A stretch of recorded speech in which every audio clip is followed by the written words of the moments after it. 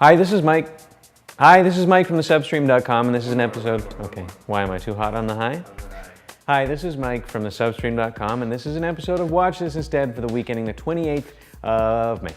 Feels like the 28th of June because it's like 400 degrees in here, but somehow it's May. Somehow it's May and it's 30 degrees. I want to tell you what to watch instead of going to the theater and spending a bunch of money on a crappy movie this weekend. And I would tell you what to watch instead of Sex and the City 2, except if you're a Sex and the City fan, you're probably going to go see it anyways, even though it's not a really very good movie at all. And there's nothing really to go see instead of it because there's nobody doing what the Sex and the City people are doing, which is why it's such a shame that they made such a shitty sequel. So what I will do is tell you what to go watch instead of Prince of Persia, The Sands of Time, which comes out today, starring Jake Gyllenhaal, handsome fella.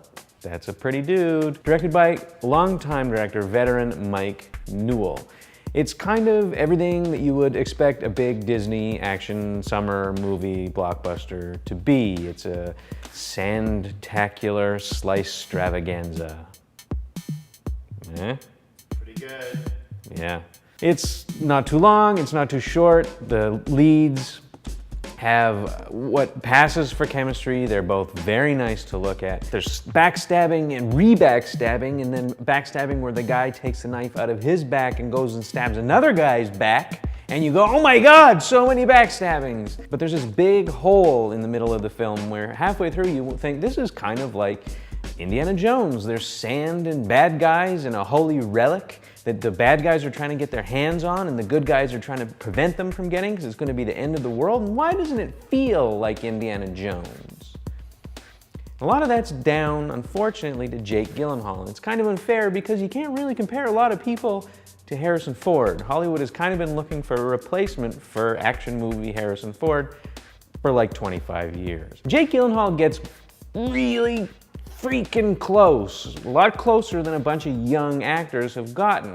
He's good looking, he's dashing, he's athletic looking, he's got big muscles. He just doesn't have this thing, which is a sense of humor. And the film doesn't have much of a sense of humor either. I mean, there's a couple of characters that are introduced for no other reason than to provide comic relief, but they're so obviously out of sync and out of tune with the rest of the film that they just kind of think, oh, it's the comic relief. And there he goes. Now it's time for serious action with the sand again, where there's going to be no jokes, just a desert of jokes. These guys that have it all, that have the looks and the acting talent and the ability to be sardonic and confident and self-possessed and sexy the way that all-time classic dudes like Harrison Ford do, are literally rarer than hen's teeth. So we've got to kind of make do. It's passable. If you want to go get in some air conditioning, go see Prince of Persia.